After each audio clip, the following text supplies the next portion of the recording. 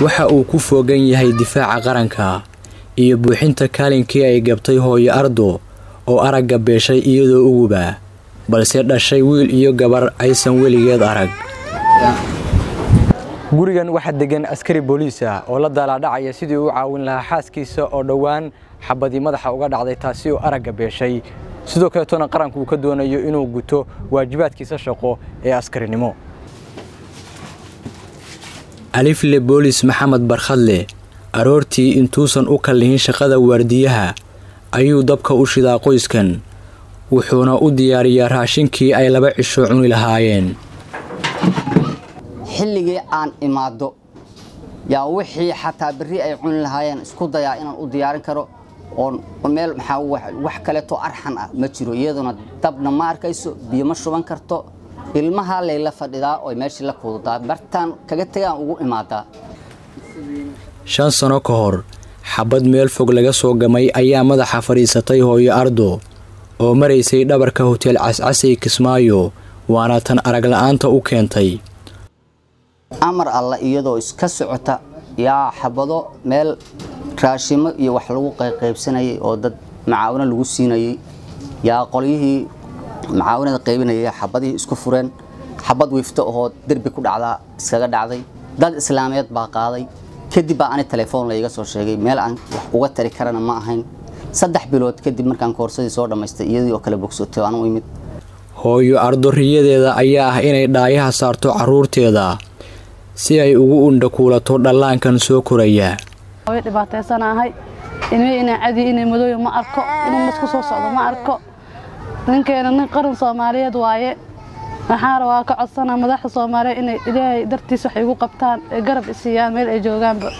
daawo iyo daryeel uusan awoodin ayaa dushiisa noqotay.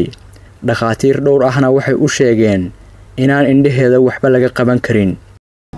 awood kale kolka aan tari karin ma lahayna waan soo qaatay xamar baan keenay isbitaaladii xamar baan kula warwareegay waxba waa iiga qaban waayay.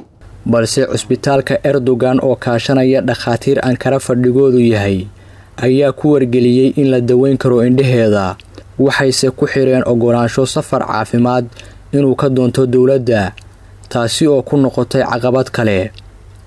isbitaalka warqadan waa isbitaalka ugu dambeysay oo ahaa in dawladdaada ogolaansho ka soo helay annaga ku daaweynayna waa qaadaynaa gabadhan fiisihii iyo tigidhkii iyo baasaboorkii soo diyaarso ogolaansho ka soo hel maxaan ku raahdaayay indhaheedu ma ayna dhimanina wax waa laga qaban karaa warqadaas ay ku cadeynayaan dhakhaatiirtii.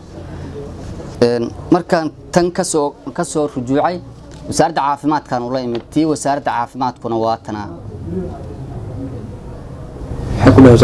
wasaaradda caafimaadku warqadan ay siiyaan waxay dhaheen wasaaradda arrimaha dibadda aad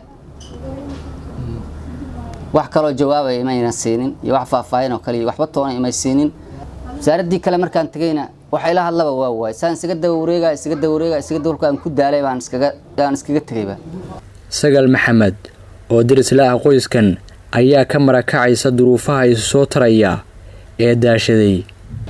waxaan lahayd dadkan diris maamadaas waa maamo indhool ah haysato 2 caruur ah waxaan aad u dhiban tahay indha ilmaheeda ma kala garanayso marka madaxo ku leedahay cunugeyga macadiya masuu madow yahay ninkeedana waa askari qaranka difaaca. 13 sano ayuu gumaca baaruuda wax gumaada ku wajahayay nabadiidka haddase wuxuu ku jaahureersan yahay jidkii iyo jihadii uu daryeel caafimaad uga heli lahaa xaaskiisa.